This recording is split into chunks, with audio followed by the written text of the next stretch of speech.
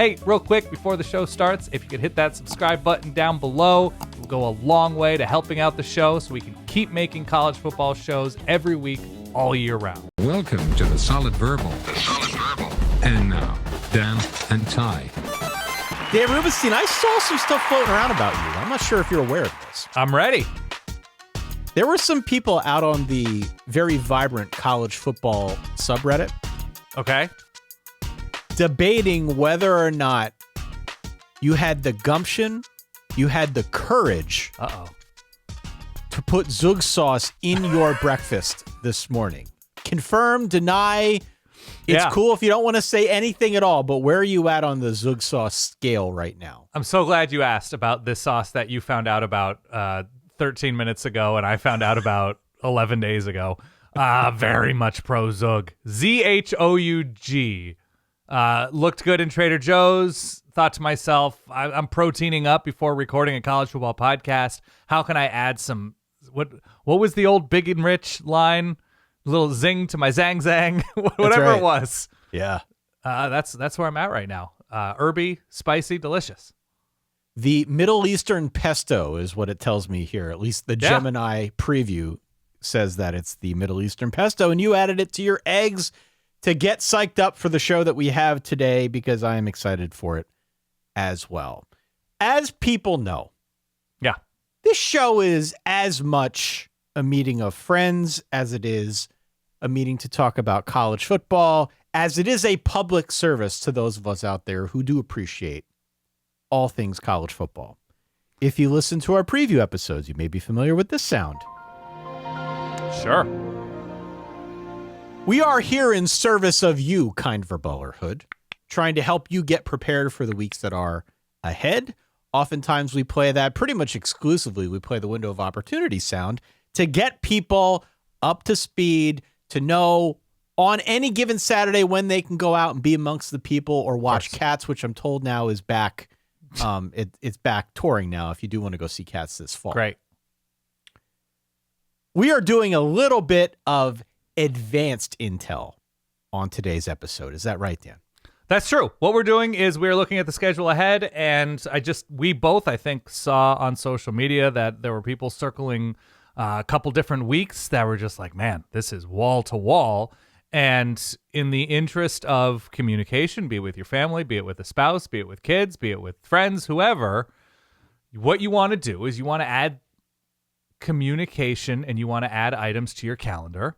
Mm-hmm. And what we're here to do is provide, some are saying a utility, a social utility. I think so. I think that's fair. I've done this in my relationship. I'm sure you've done this in your relationship. You were like, let's not make plans for Masters Sunday. I'd very much like, that's a priority for me to watch. I've done that with basketball games, with tennis matches, whatever. So what we're doing is we're looking at the calendar and we're saying, look, this week is loaded. This week is top to bottom couch time. And so we are circling that. We're going through why it appears to be loaded in this moment. Anybody can just look at a schedule, but we're going a little bit deeper because it's not just about the teams that, they might be a top 15 team. They might be a top 20 team. We are also identifying specific weeks in which, look, this is actually like kind of scary for a bunch of teams who are letdown, look ahead sandwich mode, who are in maybe just a letdown, maybe just a look ahead. Maybe it feels trappy. And we went through and looked at the dates that, we had the one in 2011 when Oklahoma State went down to Iowa State. And then the next day, Oregon, I believe, went down to USC, I want to say, and completely shifted the BCS picture. So we're trying to identify that in advance as well. And hopefully, fingers crossed, we are right about, 2 of 17 things and can help you on your merry way.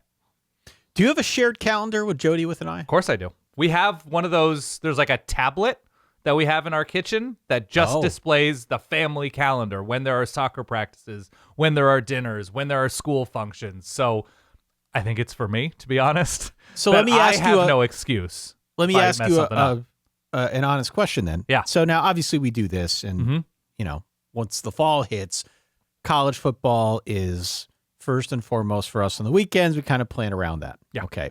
We are not the norm here.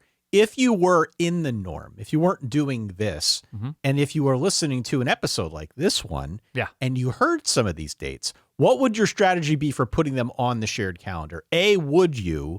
And B, if you did, would you label them honestly? Would you say week 7 loaded, maybe keep this date tentative? Or would you make something else up entirely? Like, I got to go out of town. Like, let's keep this one free. What would the strategy be? I think it would be first vocal out loud. So you have that, you're putting that into the universe. Like, hey, October 7th is Oregon, Ohio State. Let's not make plans. It's probably a night game. So, like, I want to tell you now, months in advance, that that's a priority for me. And then Jody would probably say, put it in the calendar. Like, I can't remember that far in advance. You can't remember that far in advance. What you did or didn't tell me, put it in the calendar. And then it's on me to do so. So I don't know what I would do if I didn't have to watch every game every week and there was a particularly loaded weekend. But I think it comes down to, okay, we have these couple options to make this plan, going on a hayride with the kids, going to a whatever game. Like, would it work this weekend or that weekend? And so what we're trying to do with this episode is say, why don't you push it to week 7 instead of week 4? Why don't you push it to week 8 instead of week 6? So hopefully that can help clarify when you should or shouldn't make plans. Yeah, we're about 3.5 months or so away from the start of the season. It'll be here before you know it. Yeah. So that's why we're doing this now.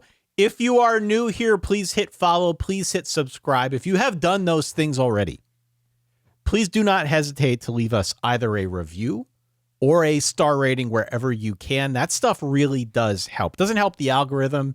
That's a big old wives' tale. Yeah.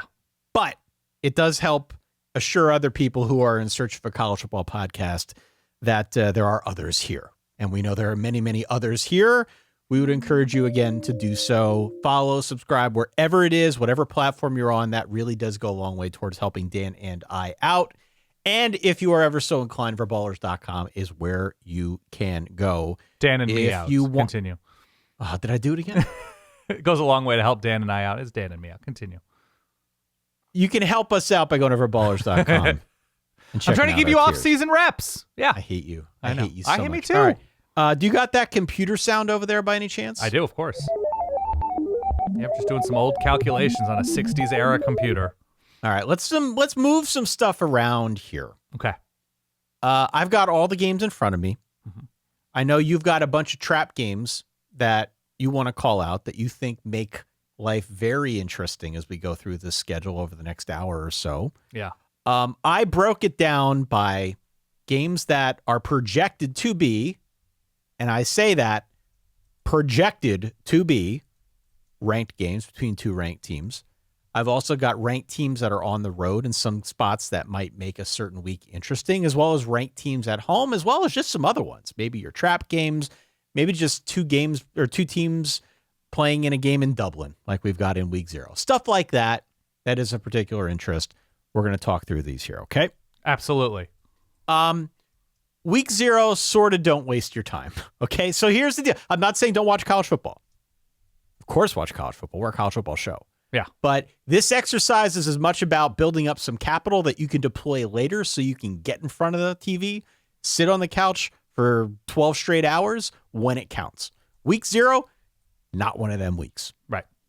You got TCU versus North Carolina in Dublin. You've got NC State versus Virginia in Rio. Perhaps you want to be CFB Internacional, whatever you're into, we'll be watching. The only game that week, though, featuring a projected ranked team is San Jose State at USC. That is August the 29th. All right. Yes. So plan accordingly. Nice little appetizer. But if that happens to be a week that you can't move stuff around to get in front of the TV to watch, so be it. There will be much more to come. Yeah. Agreed? Agreed. Let's go to week 1 then. Okay. Week 1 is September the 5th.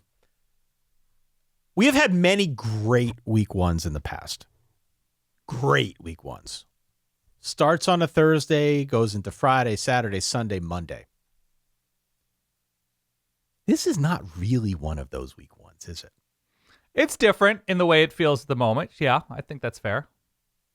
We have one game between projected ranked teams on a Sunday night in Nashville between Louisville and Ole Miss.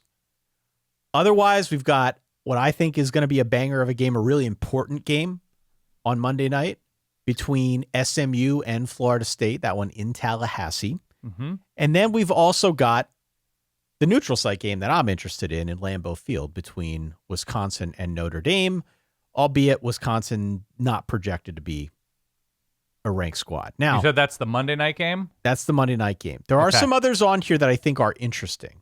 Okay, if nothing more, these are interesting games. For sure, a game like the Apple Cup, Wazoo against Washington, sure, I think is of interest to a lot of our listening audience. For sure, a game featuring, Baylor and Auburn in Atlanta. That's going to be of interest. Yeah. Colorado at Georgia Tech could be interesting. Get to see Alberto Mendoza. UCLA at Cal will be interesting. It's going to have its own set of storylines because of two new coaches. The only other one here that I pulled out as being of particular interest to me is Clemson at LSU. We get to see what the start of the Lane Kiffin era looks like. Maybe Boise State at Oregon if you want to go there, Dan. That was close a couple years ago. Yeah. But otherwise, I think as week ones go, this is one of the lighter week ones that I can remember. This is going to be again on September the 5th. So again, not saying miss week one. That's when it all starts, man. Yeah. But if so happens that, you got to go out and be amongst the people a little bit in week one, fear not, there is much more to come, I promise you. Not an obvious, if you're at a cookout Monday night for Labor Day, not an obvious, I have to stay inside the whole time if I don't have a rooting interest in either Wisconsin or Notre Dame. So I think that's right. Yeah. I think that's right. So again, a little bit of a different start to the season. We're used to week one coming out of the gates hot, and I don't know if we have that this week. No, a little bit different, but we're pacing ourselves, Ty. It's a marathon, not a sprint. Then we get to week 2, September the 12th. 3 games between ranked teams. Arizona State, projected to be ranked according to our friends over at FBS Schedules. On the road at Texas A&M. Big spot for both teams. We've also got Oklahoma playing the back end of that home and home with Michigan, that one in Ann Arbor. Then we've got the big end. This might be the biggest non-conference matchup the entire season through. Ohio State on the road at Texas. That's pretty much the biggest one of this weekend. Now, obviously, you're going to want to be in front of the TV for that one. There are a couple other games that I think are really interesting, just from like a trap game or from a letdown look-ahead standpoint. Please, yeah. We've talked about Alabama before, but Alabama on the road at Kentucky in week 2. I'm not necessarily expecting Kenny Minshew to go off and take down Alabama, but that game falls in an interesting spot in the calendar for Alabama. So on the road against Kentucky, we could talk through what it looks like for them after that. Tennessee at Georgia Tech could be of interest. I also think Oregon at Oklahoma State, though I'm not expecting Oklahoma State to win. I am excited to see what Oklahoma State looks like against a team like Oregon. Yep. In week 2. These are ranked teams that are, again, projected to be ranked and on the road. It's also, there's a lot new, right? So we don't know who's going to be playing quarterback for Texas Tech. We have a good idea about who's going to be playing quarterback for Alabama. We don't know Tennessee. We know Penn State, but it's a new coach. Oregon, we know, have a good handle on Oregon. What does Drew Mestemaker look like? It's a great quarterback matchup. We know Drew Mestemaker, Dante Moore. So week 2 already looks, and look, that's Alabama and whatever their new quarterbacks, whoever that quarterback is. I think we have a good idea. That's going to be Keelan Russell. But that's first SEC start. That's first true game. I mean, we should put respect on East Carolina's name, but there is a lot novel about those teams on the road. There's also the Cy-Hawk game in week 2. Iowa State at Iowa might have a little less shine on it now with Matt Campbell leaving and Iowa State sort of being in transition as they embark upon the Jimmy Rogers era. But nonetheless, that's an interesting game as well. The rivalry between Mizzou and Kansas. Got North Dakota State at Air Force as they get rolling here in the Mountain West. So, I mean, there are plenty of games of intrigue. Yep. One that I think probably is not going to get its due amid some of these other games that notably are a little higher profile. But Arizona at BYU in week 2, man. One of the best Big 12 games of 2025. If Arizona's defense can survive what they lost, especially in their back 7 or whatever, then look, Bear Bachmeier and BYU barely got by last year in the desert. This year it's in Provo, correct? That's correct. So hopefully a banger of a game, but you're absolutely right. And week 2 does a really nice job laying the foundation for a couple trap-ortunities the following week. That's right. So if we go back through week 0 on a scale of 1 to 5, can't go any lower than a 1. Week 0 gets a 1. Week 1, I think, gets, let's just say, a 2.5 in my book. Okay. If only because there's excitement. There's not a lot of big games, but I think 2.5 is sufficient. As we get into week 2 now, what we're discussing here, this one to me goes up. So I'll go 3.5 with this one. I would do 3.5 up to 4. Sure. I'll go 3.5 with this one. So again, this is September the 12th. Mark this down on the calendar. Mm-hmm. Hopefully people out there have a notepad. They're taking notes on this. I'm trying to do a public service. Yeah. Look, the novelty even, new coaches at Arkansas, Utah, new coach at Iowa State, new quarterback at Iowa, and new quarterback at Iowa State. Like, there's just a lot that, and maybe it's just because it's been so long without football and looking at a roster of games like this looks incredible to me right now. But, this gets my juices flowing. All right. Week 3, September the 19th. LSU at Ole Miss. This is one of the biggest games of the year. Did you read the Vanity Fair profile of Lane Kiffin? I did not. That came out today. I did not read it. Just today? Literally today. I believe the author is Chris Smith. Okay. It's a really good profile, and you're just like, man, we're still we're already starting the Lane Kiffin conversation right now. He mentioned something about how that racism in Oxford played a role in not getting recruits. I'm not telling you that it's not true from his perspective, but started stirring the pot mid-May between LSU and Ole Miss. He refers to the place. He refers to Ole Miss as like the last place, right? In the very Ohio State, Michigan, that place up north, that kind of thing. And had a quote about how no coach I talked to said you got to stay, which is, I think, code for Pete Carroll and Nick Saban. Right. So it's we're diving in to the Lane Kiffin LSU time already. Guy loves attention, man. Yeah. Loves attention. Week 3. Okay. Okay. LSU at Ole Miss. That's going to be a banger. They're already talking about it at Ole Miss. They're already talking about it at LSU. That is going to be the headline for a whole multitude of reasons. I would expect game day is going to be there. Game day has to be there. Mm-hmm. The other ranked game between, again, 2 ranked teams. Are you telling me ESPN is going to put as much attention as they can on the SEC? Hold on. I jot that down too if you're keeping track of these dates. In the notebook. Continue. We also have SMU at Louisville, which factors to be, I think, a pretty good game. What other ones here jump out to you? Because I know you talked about trap-ortunities.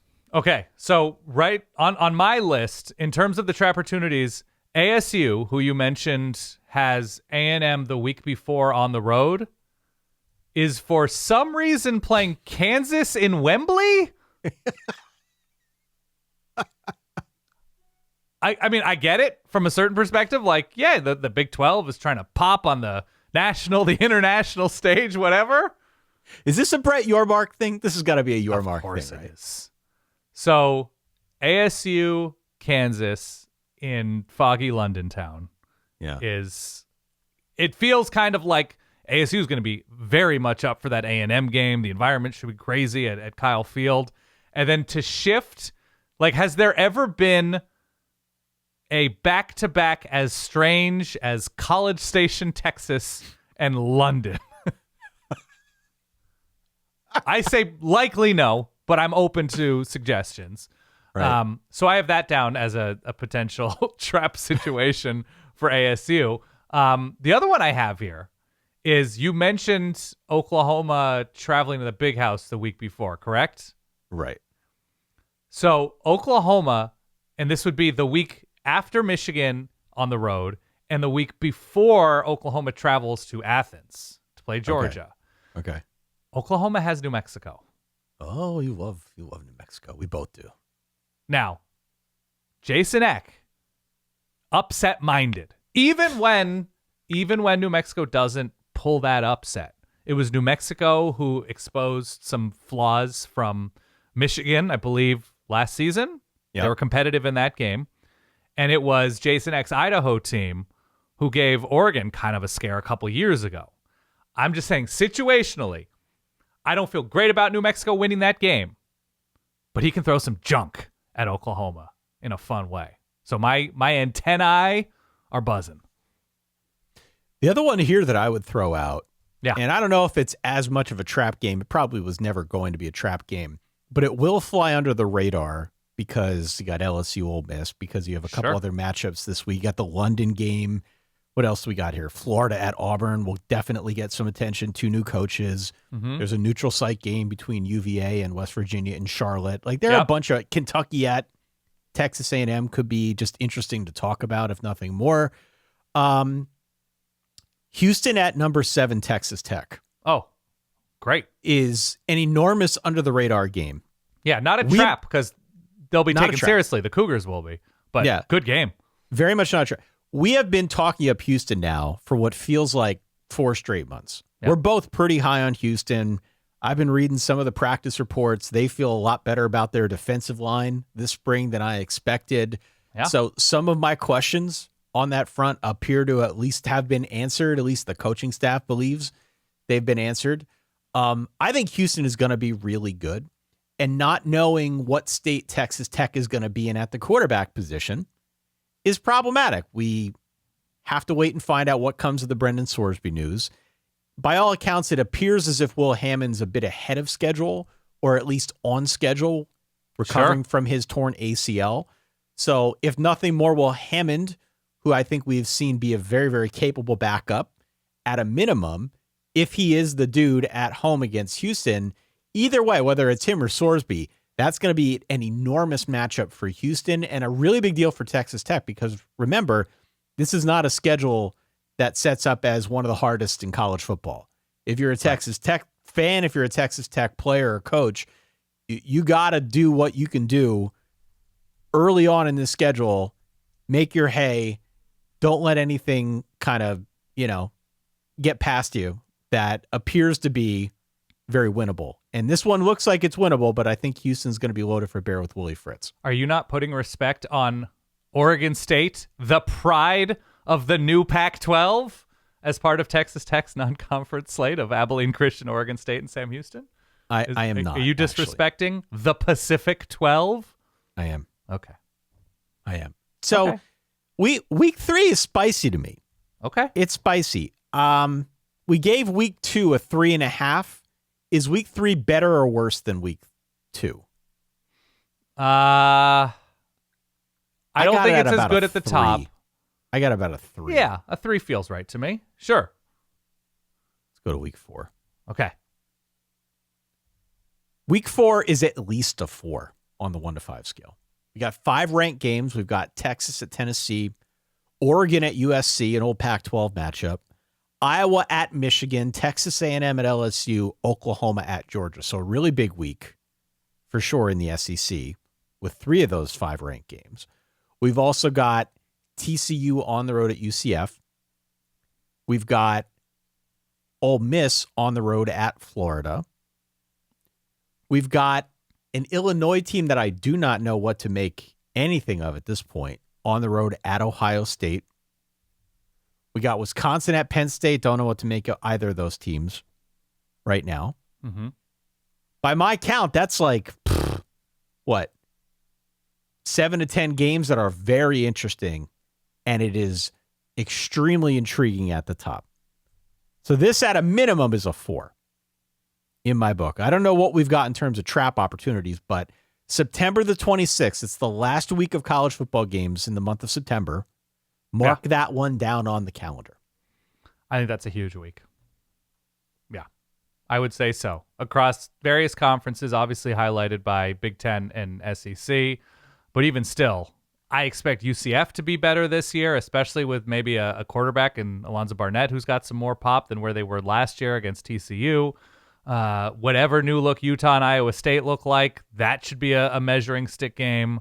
This is late September, we should have a better idea of, and I know you and I are both decently high on Florida, and that's a Florida game. That's Ole Miss after they have LSU. So in a huge letdown emotional spot, they get what could be a pretty decent Florida team. I think it's enormous. Yeah, I think this is great. 4+. I'm contemplating as we go through this, putting together just a utility page that people can go and click on and add all of these to their Google calendars.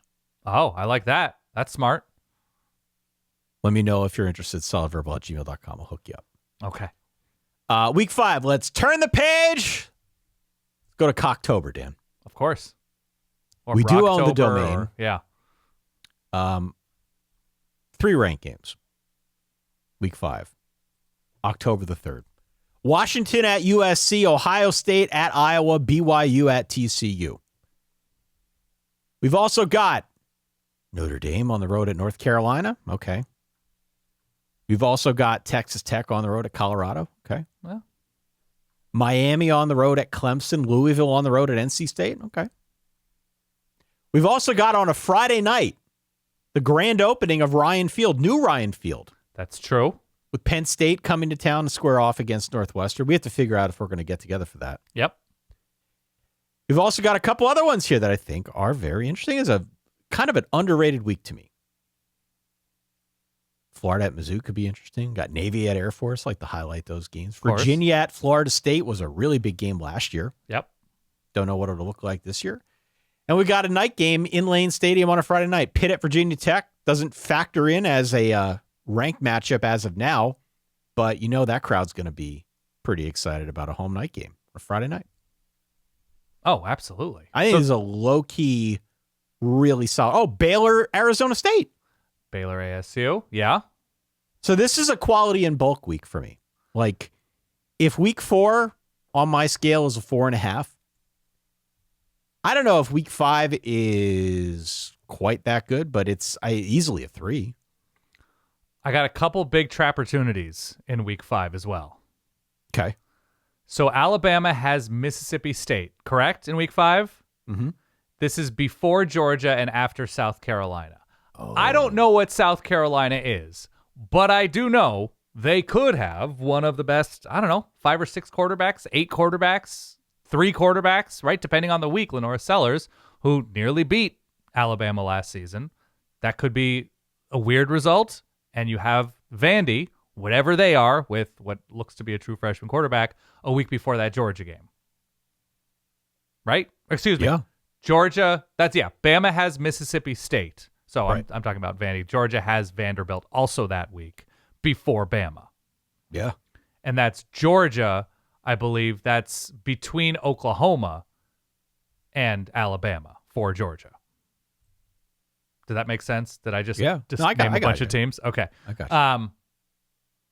So there's trap-ortunity in the SEC there that I am, if I'm one of those fan bases, the Alabama or Georgia fan bases, a little bit, not scared, but on notice for.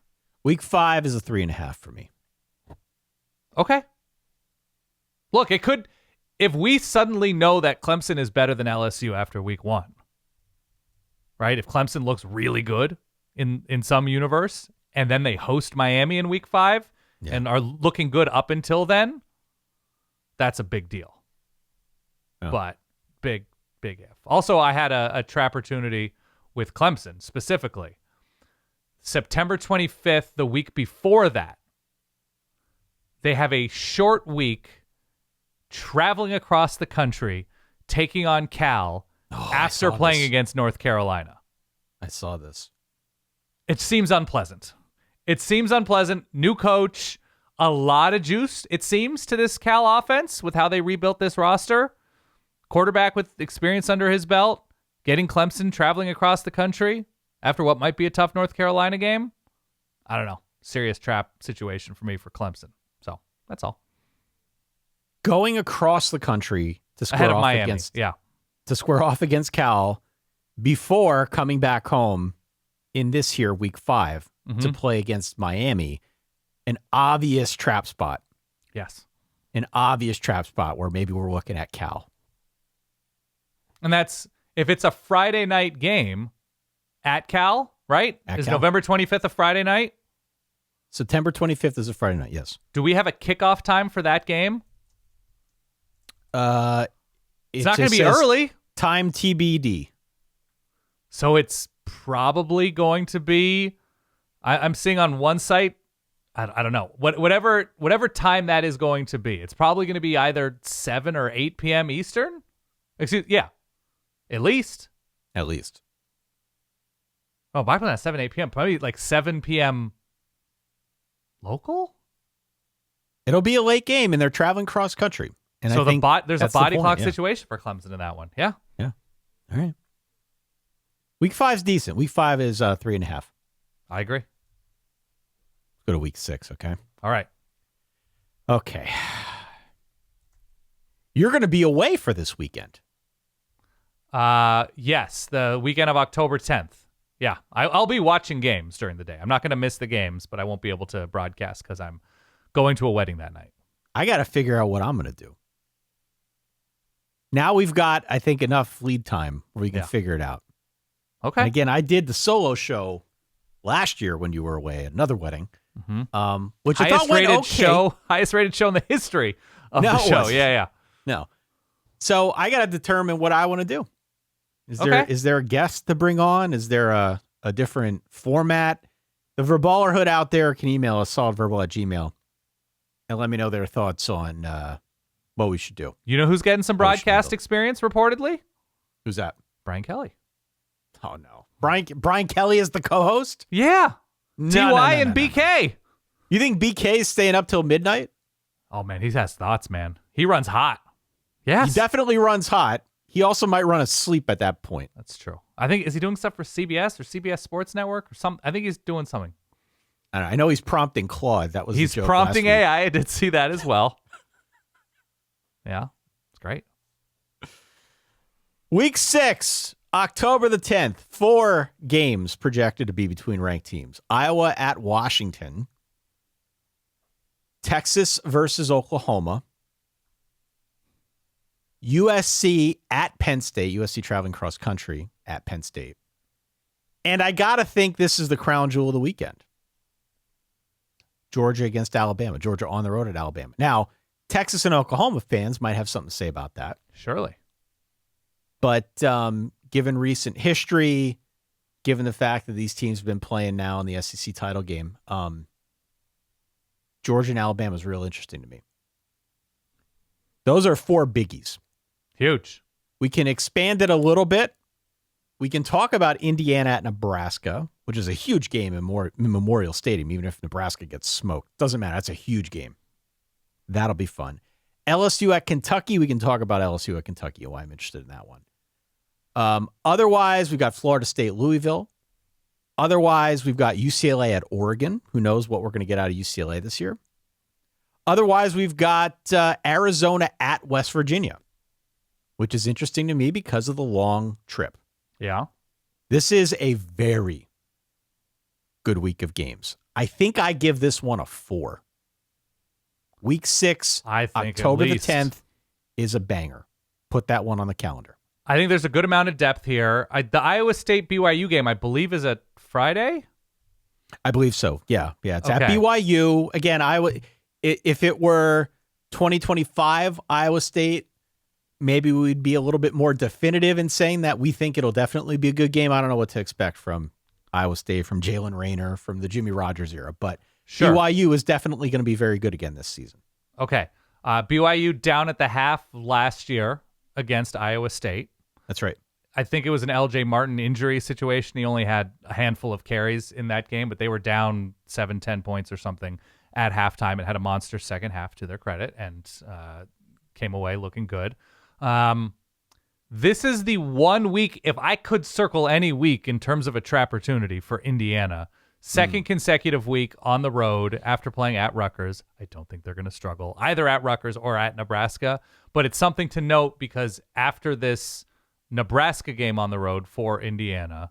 They have OSU and Michigan being on the road, Ohio State, and on the road against Michigan. So just in terms of situationally, second straight game on the road ahead of those. Look, they're going to be a well-coached team, but that's what I would have circled. And I don't have Nebraska's home slate in front of me. Is Indiana their de facto Super Bowl?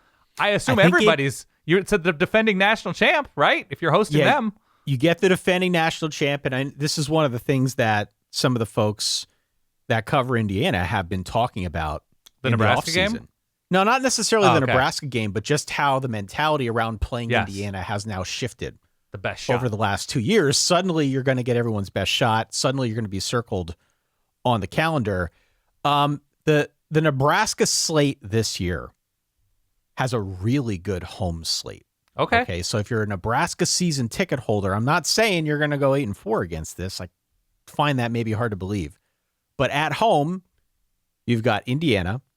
At home, you've got Washington. At home, you've got Ohio State. 3 big games, to say the least. And you also have a road game at Iowa, Heroes game to close things out. You've also got a road game at Oregon a week after that Indiana tilt.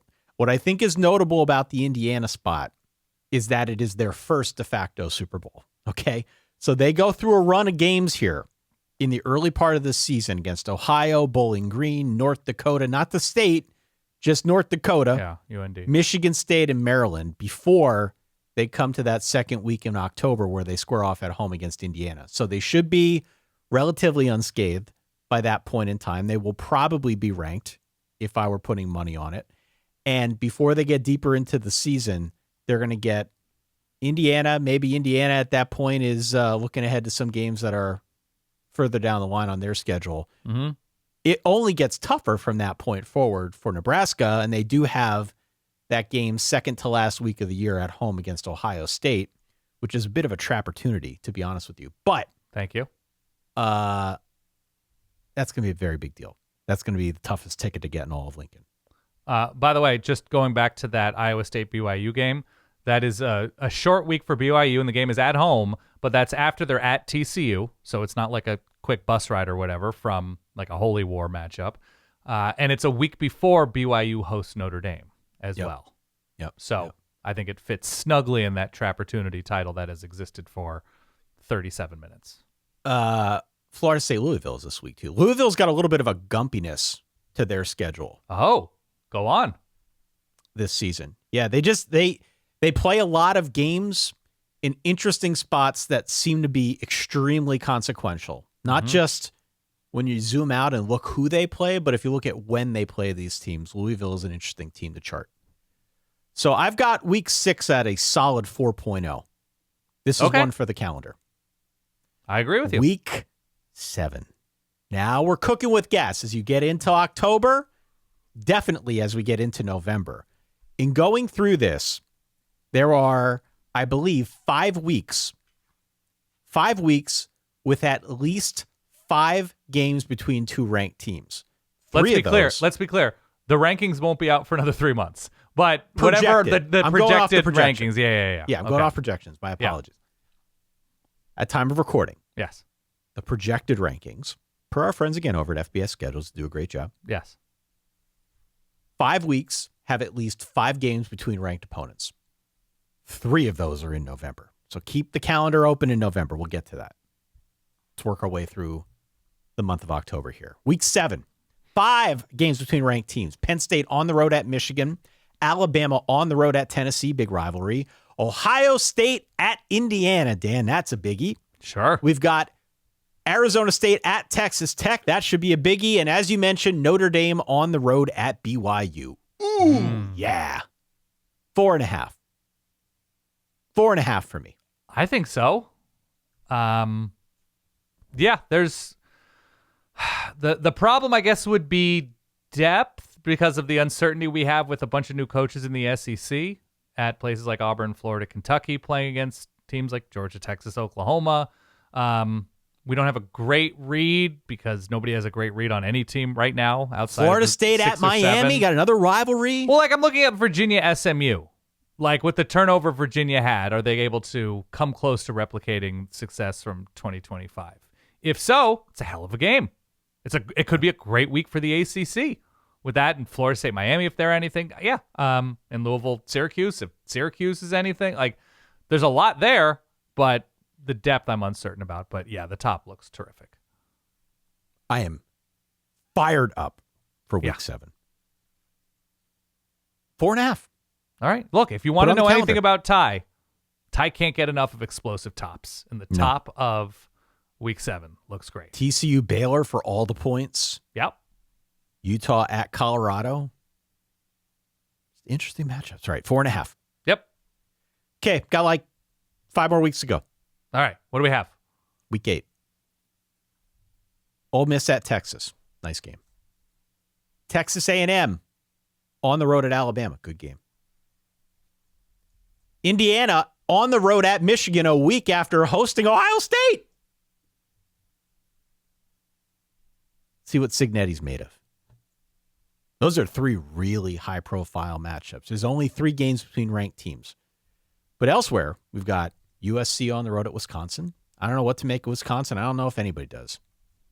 That's a long road trip for USC. Mm-hmm. LSU at Auburn. Tennessee at South Carolina.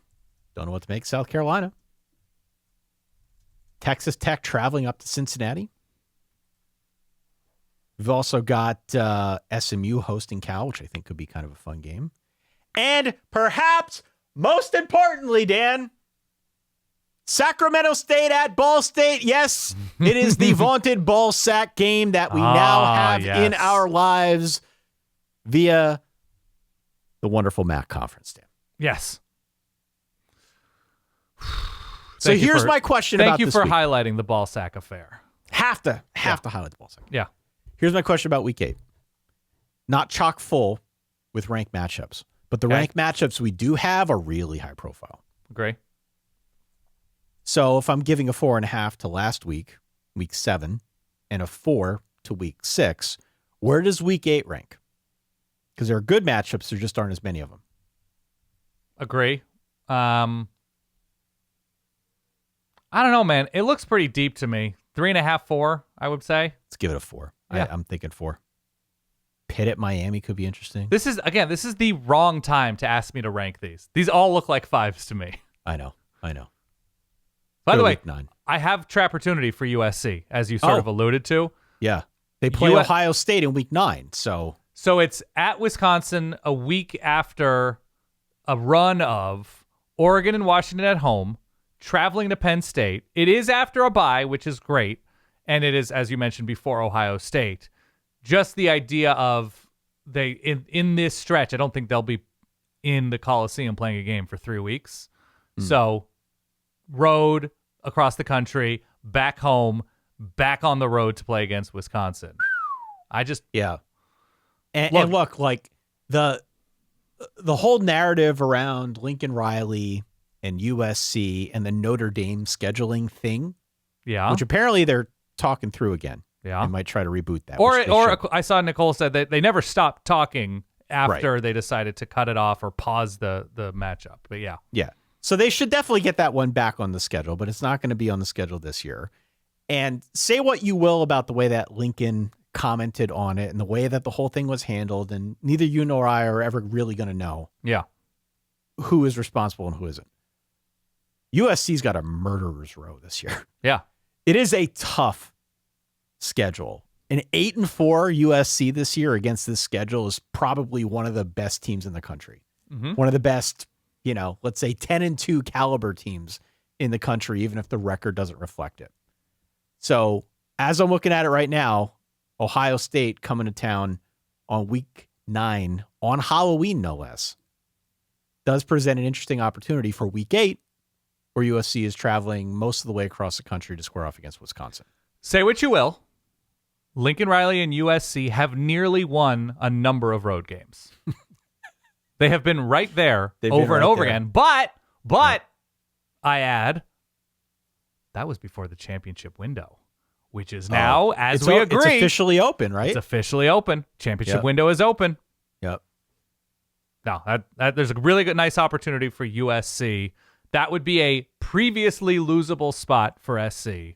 Their roster seems to be in a much better place, top to bottom, perhaps, than it's been the last couple of years, allegedly. That would be a great spot to sort of win that losable moment that in all seriousness, that it's been for them these past few years. So, tough spot, though, if Wisconsin shows some fight. Week 9. Yeah. If week 8's a 4, I'm curious to get your take on week 9 because we've only got 2 games projected between ranked teams. Okay. Ohio State at USC, as we've been discussing, and Arizona State on the road at BYU. Also, in addition, though, Washington at Nebraska could be interesting. Sure. Miami at North Carolina. We've seen Miami in weird games like this as we get deeper into the season, maybe let their guard down for one reason or another.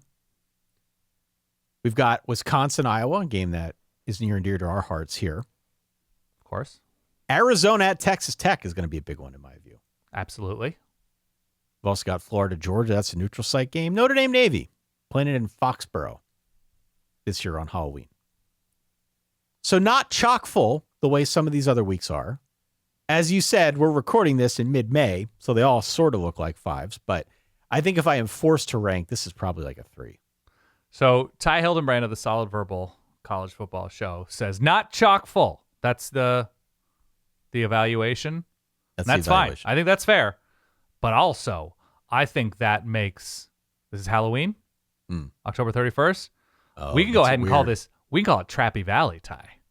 You ready? Oh, okay. Go ahead. Trappy Valley consists of Ole Miss getting Auburn between a road tilt against Texas and then getting Georgia and a road tilt against Oklahoma back to back. Okay. Texas gets Mississippi State in the middle of their, we can edit this in post, gauntlet.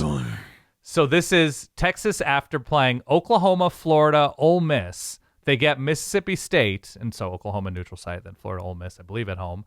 And then after Mississippi State, it's at Mizzou, at LSU. And then as you just mentioned, Miami at North Carolina, a week after Pitt, a week before Miami travels to South Bend. That's why I call Halloween Trappy Valley, a.k.a. the Trapple Cup. Continue. So my inclination was to say 3, but being so it's on Halloween, it is Trappy Valley. I'm inclined to bump that up to 3.5, 3.5. I'm totally good with 3.5. Yeah. Trappy Valley is really good. Thank you very much. Let's go to week 10. Okay. We're into November. This is the 5. Wow, Week 10 is the 5. Yeah. I've been purposely holding back on giving out any 5s because I knew this one was the 5. This one's the 5. So this would be November. What's the date for people November 7th. trying to First weekend in November. I'll put this. I have to figure out how to do this. Yeah.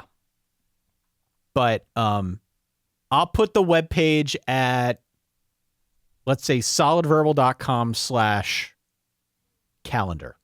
I saw, I think like an aggregating college football account on some social media platform said this is vasectomy weekend. Get your vasectomy on Friday. Yeah. So you can ice your boys all day Saturday on the couch. This is an awesome week. I will put a calendar. I'm going to do this. solidverbal.com/calendar. This is the 5. You don't even have kids, and you could still, I think they'll let you get one. I know. Yeah. I know. It's called future-proofing, I think, right? Ty? That's the tech term? I didn't know there was a tech term. You've never heard the term future-proof? I've heard future-proof, but not in terms of vasectomies. Yeah. I'm combining your two biggest interests, Ty. Oh, yeah. Medical science and technology. You don't want another one of these. You don't want another one of these. Future-proof. Continue. Okay. Week 10. Yeah. Miami at Notre Dame. Banger. Woo. Can't wait. Penn State at Washington. Maybe not as big a banger. That should be a damn good game. Mm-hmm. BYU at Utah. Holy war. Love it. Banger. Alabama at LSU. Banger. Banger. Georgia at Ole Miss. Banger. Oregon at Ohio State. Banger. Enormous. Those are 5 games between teams projected to be ranked. Also of note. Wait, I think that's 6 games. 6 games. What did I say? Yeah, 5. 6 games. Also got Oklahoma at Florida. Could be interesting. Texas A&M on the road at South Carolina. Tough road spot. We've got Texas at Mizzou. Who knows what version of Mizzou we'll get. We've also got Virginia Tech SMU. Looks interesting to me. Michigan State, Michigan. Always interesting. Must win, Michigan State. Yeah. Must win for Michigan State. Air Force at Army. I'll throw that in there. Uh-huh. Notable game for a lot of folks. Week 10 looks ridiculous. This is a 5.0. I totally agree. I don't think I have any trap-ortunity in week 10, just because there's so much headlining. Nothing really flies beneath the surface. Can you fly Let's put it beneath this the way. surface? Yeah. If you need surgery or something that's going to put you on the shelf for somewhere between 3 to 5 weeks. That's what I'm saying. It's vasectomy weekend. But you're not on the shelf for 3 to 5 weeks with that. Well, depends on the doctor type. Depends how much reconstruction we're talking about. If you're getting a vasectomy in the back of a Chrysler Pacifica, it might be 3 to 5 weeks, Ty. Chrysler, not a sponsor. I have heard good things about the Pacifica, to be fair. I'm talking about the vasectomy doer, not the location. Right. Yeah. Right. That's an important specification. If you're going to be on the shelf for 3 to 5 weeks, November is your month. Okay. Oh, yeah. November's your month. This is November the 7th, week 10. Plan accordingly. Don't do anything this weekend.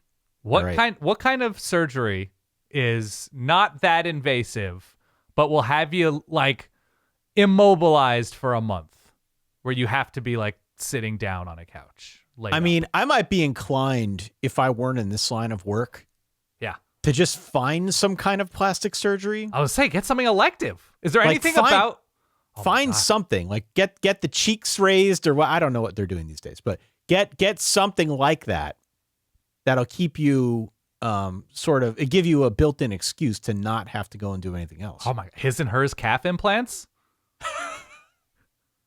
Ty, holy. Okay, so elective surgery, cosmetic surgery that leaves you sore, got to work from home for a month, and gets you on the couch with the ability to say no to weddings and quinceañeras and pumpkin patches for a full month. Yeah. I don't know what that is. I don't know what gets augmented. I don't know what gets tightened, but it's not a bad call from Ty Hildenbrand, who will write you a note saying, do you remember the show time. My Strange Addiction? Yeah, the calf implant episode, of course. The calf implant episode. I think about that a couple times a year. Not because I'm interested in calf implants. I don't know, man. No. I have what would be my rationale at this point? I was the one who brought up, to be fair, elective his and hers calf implants. Yeah. That episode is timeless. Absolutely timeless. Yeah. I totally agree. I'm trying to think of what we probably have a plastic surgeon, or maybe a group, a gaggle. I don't know what you call a group of plastic surgeons that can weigh in on what takes exactly a month. A gaggle? Yeah, that's what they like prefer to be called murder a gaggle. of crows, right? Yeah. No. I don't know what if you would are call. a doctor, solidverbal@gmail.com. Let us know. Yeah, what's the procedure that takes exactly 1 month to recover from? Yeah. I think Dr. Keith could probably let us know. Dr. Keith could probably hook us up. Yeah. Not plastic surgery, but Dr. Keith knows what's up. He knows that universe. Continue. 5.0 for week 10, okay? Unbelievable. But then there's week 11. 1 week later. It's a good one. Okay? Maybe you go under the knife the Thursday before week 10. We're just planning things out for you here, okay? Mm-hmm. Week 11, 5 games projected to be between ranked teams. Ole Miss at Oklahoma, banger. Tennessee at Texas A&M, banger. Texas at LSU, banger. USC at Indiana, Michigan at Oregon, 2 more bangers. Yeah. We've also got Washington at Michigan State. Seen weirdness in that game before. We got Arizona State traveling cross country to square off against UCF. Maybe the Alonzo Barnett experiment works. Mm-hmm. Texas Tech at Oklahoma State, I think, could be crazy fun. Utah at Arizona. I think could be a really interesting game. I just have a thing for Arizona this year. Yeah. We've also got BYU hosting Baylor. Could be some points there. We've got another one that I jotted down. It's a Friday night game. I don't really know what to expect, but sort of weird circumstances that lead us to Illinois at UCLA on a Friday night. Great by me. I think we're There's a pretty lot of high on juice Bobby with Chesney. UCLA right now. Yeah. A lot of juice. So I'm not going to say this one's a 5. It is a solid 4.5, though. We got good depth. We've got great matchups. And this is another one. Again, if you're planning the surgery, whatever it is, whatever you're into. I'm shrugging here. I mean, it's too obvious. I have not full Trappy Valley. It might even be close, though, because of how big the previous week was. Right. So Utah at Arizona is a week after Holy War and a week before they're at TCU. Tricky. Yeah. Ohio State, this is a stretch. This is the only one I could find for Ohio State. Ohio State has Northwestern after they're traveling back from kind of across the country and playing USC. And then they have, they're at SC and then they have Oregon and then it's Northwestern. It's potential back-to-back banger matchups in Ty's words for Ohio State before they get Northwestern, who you got like the Chip Kelly narrative. They're going to do their best to throw junk and play slow and do everything they can. We've had some weird Ohio State Northwestern matchups that I guess needed 70 to 80 mile an hour winds to make it competitive. I think that was a CJ Stroud game in the Chicago Burbs here. But otherwise, there was something else. A&M on November 14th has Tennessee a week after they travel kind of across the country to South Carolina and before they finish with Oklahoma on the road and, of course, the Texas matchup on a short week, Friday of Thanksgiving week. So that one could be decently tricky for A&M. Even if Tennessee's not great this season, a lot of changes on both sides of the ball. I don't know. I have that down as a trap-ortunity spot. Yeah, and in reading some of the spring material on Tennessee, Tennessee is going to be one of those teams that is not going to be on most people's radars because there is a lot that's different. But it's still a really talented roster with a good coach. We know that they are doing whatever they can on defense now with Jim Knowles. Quarterback remains a bit of an open ton of question. transfers on that defense coming in, though. But it's an SEC team. They've obviously been very successful over the last couple of years. I don't know what to make of Tennessee yet. I haven't done the full preview, but they're an interesting team to me because they're another one, much like Louisville, that just finds themselves playing a bunch of teams that are of real consequence. So there's a gumpy quality to Tennessee this year as well. Could be starting country legend George McIntyre at quarterback. I assume they are, at least to start. I don't know.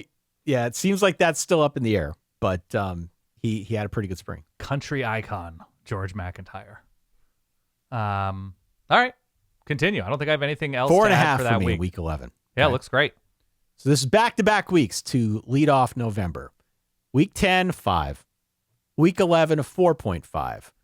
Week 12 is another 4.5. At least. Another one. Yeah. 3 in a row. This is why we say get the vasectomy or get whatever you're into. Yeah. I don't think people are into vasectomies as much as they are told it is time. Look, are there people that are like, I love a snip? I assume there's something for everybody. But I don't think that's a specific genre of interest. Can you fake getting a vasectomy? Oh, interesting. Now this is This is an interesting conversation. I mean, not in like a destructive way. Yeah. That breaks down the fiber of your relationship. And the fiber of your goods. Yeah. Just for like a temporary 3-week stretch to act as if it happened. And then maybe, I don't know how you get out of that. Just be like, it didn't take. Sorry. Right. Okay. I'm looking at news reports. HuffPost. I got pregnant after my husband lied about his vasectomy. Okay. So there have been dramatic situations with to be clear, lies. I am not suggesting any kind of nefarious circumstances here. I'm just saying if you can use that as temporary cover to give yourself some couch time for a 3-week stretch, let's say 4-week stretch this coming November, in a pinch, a possibility. Man, like if it were you, Ty, in detail, spare no detail. Sure. What if you're asked for evidence? No. Are you having somebody kick you so you get swollen at least? I don't. Look, if you're going to do something, Ty, do it right. I feel I may have gone out over my skis a little bit here with telling people to fake this. I'm not implying anything destructive. Hold on. We're going to make a social graphic with your previous quote. Fake a vasectomy if you have to, with a picture of you. I'll just copy ESPN's format. Continue. SMU at Notre Dame. Yeah. LSU at Tennessee. Texas A&M at Oklahoma. Hold on. LSU's playing Notre Dame and Tennessee in the same weekend? I said SMU. Oh, SMU. Sorry, I misheard. Texas A&M at Oklahoma. Utah at TCU. Indiana on the road at Washington, Dan. Okay. We've also got Iowa at Illinois. Georgia at South Carolina. Tough road spot. Texas Tech at Baylor. Ohio State at Nebraska. We talked about this one earlier. Oh, it's a huge week. This is the other Trappy Valley week to me. Okay. What else we got here? Because this is our favorite word here at the Solid Verbal. This is the penultimate week of the season, is it not? That's right, penultimate. Yeah. And just like on all your prestige TV shows that you watch, Ty, it's always the second to last episode. Has to be. Where the big stuff happens, and then the final episode of the season is kind of the fallout from big stuff that happened the episode before. So you're going to both get Ty's bangers, and you're going to get Dan's Trappy Valley all in one November 21st? November 21st. Is this your birthday? That's not my birthday. But it's right around your birthday, correct? It's right around my birthday. If you're looking to steal Ty's identity, that's a key cog in your pursuit, knowing Ty's birthday. How old are you turning this fall? 30. Oh, my God. It's a big one, Ty. Huge. I have down here for traps. So Texas Tech at Baylor. It's after a Stillwater trip. We'll see how difficult that actually is, but it's still coming back off a road game before a short week TCU. Oh, okay. The short week game. Michigan has UCLA between a road trip to Oregon and a road trip to Ohio State. Okay. LSU is at Tennessee after Bama and Texas back-to-back. LSU has Bama and Texas in back-to-back weeks before traveling to Knoxville. So, difficult spots for some of those teams as they finish out their years in late November. NC State at Florida State. We got Pitt at Louisville. Another Louisville game here, man. I feel like I've said Louisville. Who is the team that we've said enough that, like last year, I want to say was probably some combination of Clemson and Penn State, where when you look ahead to the season, you're like, look at all these great games, and then you have to cross out so many of the future great looking games because both of those teams are so disappointing, and well, these aren't great games anymore. It's probably going to end up being Louisville for me. I haven't talked a lot about Louisville in the run-up to the season. I feel like the teams that I've been highest on have been Oklahoma State, have been Arizona, have been who else have I? I've been into Florida. But what I'm saying is if this specific team is disappointing, this erases how X number of really interesting, potentially huge game. Like, I think it might be USC. USC could be one. Ole Miss could be another. I think Texas is another one of those teams that if Texas for some reason is no good or suffers a rash of terrible injuries, something like that, or like one of those teams is either disappointing because of how they play or disappointing because of what the roster looks like, then you have to look at the next 6 weeks and be like, oh man, we don't have nearly as many great looking games as I thought we did. That was what was true with Clemson and Penn State last year. 4.5 for me this week. I'm great with that. Again, 3 straight weeks here. Mm-hmm. First 3 weeks of November. I'll put it on solidverbal.com/calendar. Yeah. All right. I'm gonna make this big week. Mm-hmm. And then the very next week is, in effect, the last week of the regular season. And though there aren't projected to be more than 4 games between ranked opponents. And though some of the games that I'm going to mention here between ranked opponents might not be enough to bubble up to the top of your power rankings, it's rivalry week, baby. Yeah. We always have weirdness on rivalry week. So I have learned over the years of doing this show to sort of take rivalry week and put it on its own. What do you got to do with the records, though, right? You got to throw them out. You got to throw the records. That Yeah, records go out the window. So rivalry week, in my opinion, is never lower than a 4. Your mileage may vary, but this to me is a 4, an easy 4 because of all the rivalries. You got TCU, Texas Tech. We got Texas A&M playing that one on Black Friday. We've got Washington at Oregon. Yep. We got Michigan, Ohio State this year in Columbus. Also, Louisville, Kentucky. LSU, Arkansas. Oklahoma, Mizzou. Tennessee, Vandy. Arizona State, Arizona. SMU at Stanford. Okay. Could be a meaningful ACC game. I have that as Trappy. Not Very because I'm trappy. super high on Stanford, so it's SMU. It's not traveling fully across the country.